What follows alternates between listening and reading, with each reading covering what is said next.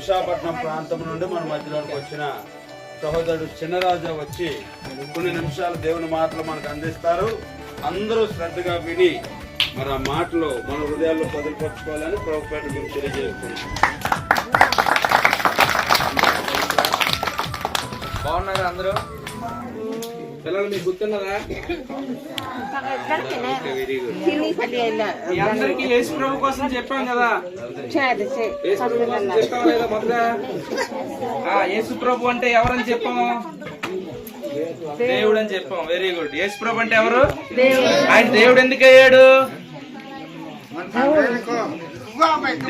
దేవుడు అని చెప్పాం. ఇప్పుడు చూడండి, రైతు ఆ విత్తనాలు వేసి అవన్నీ దున్నాడు కాబట్టి, అవంతా పండించాడు కాబట్టి రైతు అయ్యాడు. లేకపోతే ఆయన రైతు అని పిలుస్తారు ఎవరైనా. అలాగే ఆటో తొక్కేవారిని ఏమంటారు? ఆటో డ్రైవర్ అంటారు. పెద్ద పెద్ద లారీ డ్రైవర్. ఇలా మీరు ఎప్పుడో ఫ్లైట్ చూసారా? ఫ్లైట్ చూసారు పిల్లలు? బుక్కుల్లో చూసారా? ఫ్లైట్ బుక్కుల్లో చూసారా? ఫ్లైట్ తొక్కే వాళ్ళని ఏమంటారు? పైలట్ అంటారు. మరి యేసు ప్రభువుని ఏమంటారు? దేవుడు అన్నారు. నిజమే. ఎందుకు దేవుడు అయ్యాడు ఆయన?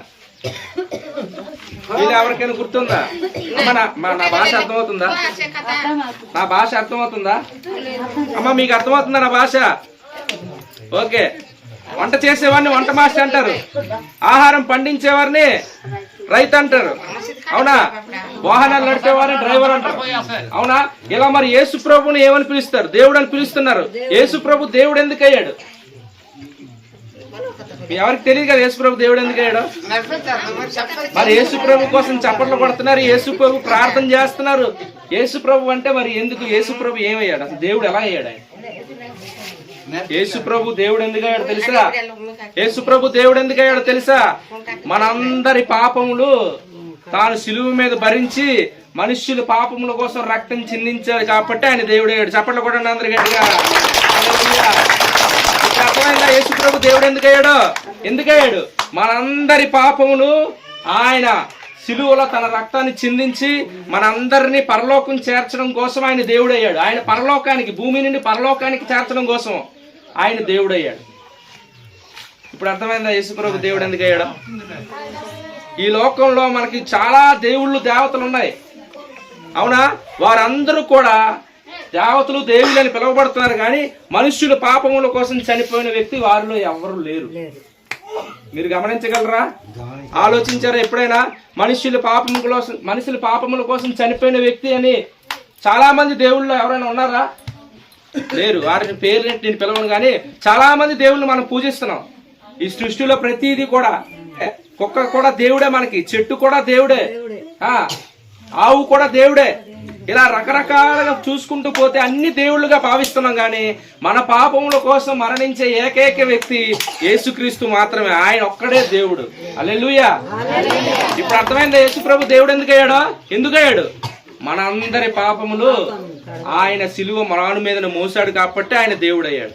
ఆయన రక్తాన్ని చిందించాడు. ఎందుకు రక్తం చిందించాల్సిన అవసరం ఏముంది? ఎందుకు తెలుసా? మీకు ఎప్పుడైనా ముళ్ళు గుచ్చుకుందా? ఈ తోవంట నడుస్తారు కదా, ముళ్ళు గుచ్చుకుందా? ఆ ముళ్ళుని మరొక ముళ్ళుతో తీస్తారు. అవునా లేదా? మరి మనిషి పాపములు కూడా ఈ శరీరంతో, ఈ రక్తంతో చేస్తున్నాడు. ఈ శరీరంతో, ఈ రక్తంతో చేస్తున్నాడు. ఇదంతా పాపం అయిపోయింది, ఈ దేహం అంతా. మరి ఈ పాపం అయిపోయిన దేహం దేవుడి దగ్గరికి వెళ్ళి మనం అన్ని అర్పిస్తున్నాం, అన్ని చేస్తున్నాం. ఇదిగో దేవుడా, నా పాపమును క్షమించు. ఇదిగో ఈ గొర్రె పిల్లని నీకు బలిగా అర్పిస్తున్నాను, ఈ కోడిని నీకు బలిగా ఇస్తున్నాను, నా పాపమును క్షమించు అని అంటున్నావు. ఈ కోళ్ళ రక్తం బట్టి, మేకల ఎడ్లు రక్తం బట్టి పాపములు పోవు. పరిశుద్ధుడి రక్తం బట్టి పాపం పోతుంది. ఎవరి రక్తం బట్టి? పాపము లేనివాడు వచ్చి రక్తం చిందిస్తేనే పాపం పోతుంది. మరి పాపమే లేనివాడు ఎవరంటే ఆ దేవాది దేవుడు. ఎవరు? యేసు ప్రభు దేవుడు ఈ భూమి మీదకి వచ్చాడు. యేసు ప్రభు దేవుడు ఈ భూమి మీదకి వచ్చి మనందరి కోసము పరిశుద్ధంగా జీవించాడు. ఎన్ని సంవత్సరాలు తెలుసా? 33.5 సంవత్సరాలు జీవించి తాను రక్తాన్ని చిందించాడు. ఇప్పుడు మనిషి తాను ఏ శరీరంతో అయితే, ఏ కాళ్ళతో చేతులతో అయితే శరీరం అంతటితో పాపం చేస్తున్నాడో తన శరీరాన్ని అర్పించాడు దేవుడు ఈ భూమి మీదకి వచ్చి. ఎందుకు దేవుడు ఈ భూమి మీదకి వచ్చి తన శరీరం అర్పించాడు తెలుసా? మనందరము కూడా దేవుని పిల్లలము. ఎవరమంటే మనం అందరమే దేవుడి పిల్లలము. మనం పాపము చేసి దేవుడికి దూరం అయిపోయాం. మనం ఏం చేసి దేవుడికి దూరం అయిపోయాము? చెప్పండి అన్న. పాపం చేసి దేవుడికి దూరం అయిపోయాం. అలా దేవుడికి దూరం అయిపోయిన మనల్ని మరలా దేవుడు మనల్ని ప్రేమించి లోకానికి మన శరీరంలో మన ఆకారంలో వచ్చాడు. ఏ కుక్క రూపంలోనో, లేకపోతే ఆవు రూపంలోనో, ఏ పావు రూపంలోనో ఆయన మన మధ్యకి రాలేదు. మనిషి రూపంలో వచ్చాడు. చెప్పండి కూడా గట్టిగా అందరూ. ఎలా వచ్చాడు? మనిషి రూపంలో వచ్చాడు. మనిషి రూపంలో వచ్చిన దేవుడు ఎవరైనా యేసు ప్రభు దేవుడు. ఎవరు? యేసు ప్రభు. ఎందుకు వచ్చాడో తెలుసా? ఇప్పుడు చెప్పాను కదా ఎందుకు వచ్చాడు. మనందరి పాపములు మోసుకొని పోవడానికి వచ్చాడు. మరి మిగతా వాళ్ళు దేవుళ్ళు దేవతలను పిలువబడుతున్నారు. ఏ వ్యక్తి అయినా మన పాపమును మోసుకొని పోయాడా? ఏ వ్యక్తి అయినా మన కోసం మరణించాడా? కానీ ఏకైక యేసుక్రీస్తు ప్రభు మాత్రమే మానవుల పాపముల కోసం చనిపోయిన వ్యక్తి. అందుకే ఆయన దేవుడయ్యాడు. అర్థమైందమ్మా? మరణించిన వాడు ఈ భూమిలో పాతి పెట్టబడలేదు, ఈ భూమిలో ఉండిపోలేదు. మరణించిన వాడు ఈ భూమిలో పాతి పెట్టబడలేదు. 3వ రోజు సజీవుడే లేచాడు.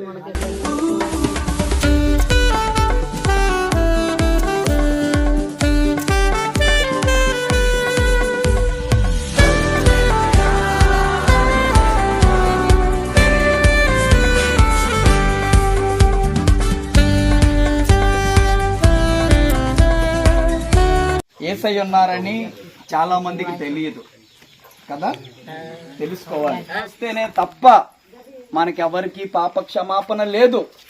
చాలా మంది అంటారు మనుషులు కోతుల్లోంచి పుట్టారని. ఎంతమంది నమ్ముతారు మనుషులు కోతుల్లోంచి పుట్టారంటే? కోతుల్లోంచి నిజంగా పుడితే కోతి గుండెకాయలు, ఈరోజు మన గుండెకాయలు పోతే కోతి గుండెకాయలు పెట్టిస్తే అవదా? బాబాయ్ మీ అందరికి ఒకటి అడుగుతాను, ధాన్యం విత్తితే ధాన్యం పండుతాయా, గోధుమలు పండుతాయా? మరి మామిడి పండు చెట్టేస్తే మామిడి పళ్ళు పండుతాయా, లేకపోతే చీడి పళ్ళు పండుతాయా? మరి అలాగే మనుషులు పాపాలు పోవాలంటే మనిషే ప్రాణం పెట్టాలి కదా, అంతేనా కాదా? మనం పండించే పంటని ఏ విత్తనాలు వేస్తే ఆ విత్తనాలు పడతానే. ఈ రోజు ఒక భార్య భర్తలు కలిస్తేనే ఇంకొక బిడ్డకు జన్మనిస్తున్నారు. మనిషినే కదా జన్మనిస్తున్నారు, గొర్రెనో మేకనో ఆవునో పుట్టట్లేదు కదా. మరి అలాగే మన పాపాలు పోవాలంటే మన కోసం ఇక్కడి నుంచి అరకెళ్తున్నారు, అంటే ఈ రోడ్డు అంతా వెళ్తున్నారు. అలాగే మనం ఈ లోకానికి వచ్చి ఉన్నాం. ఈ లోకం నుంచి మరలా పరలోకం అనే రాజ్యానికి వెళ్ళాలంటే మనము ఒక మార్గం ఎన్నుకోవాలి. ఆ మార్గం ఎవరో మనం తెలుసుకోవాలి. ఆ రక్షణ ఎవరిస్తారో మనం తెలుసుకోవాలి. ఎందుకో బైబిల్ ఒక మాట ఉంటుంది, ఆమె యొక్క కుమారుని కనును, తన ప్రజలను వారి పాపముల నుండి ఆయనే రక్షించను గనుక ఆయనకు యేసు అను పేరు పెట్టబడునెను. ఉన్నటువంటి వారందరి పాపాలు, మనందరి పాపాలు, ఇక్కడ మీరు ఒక్కరివే కాదు, నావి, నా ముందు పుట్టిన వాళ్ళవి, నా తర్వాత పుట్టబోయే వారందరి పాపాలన్నిటి కోసం ఒకడి లోకంలో పుట్టబోతున్నాడు. అందుకే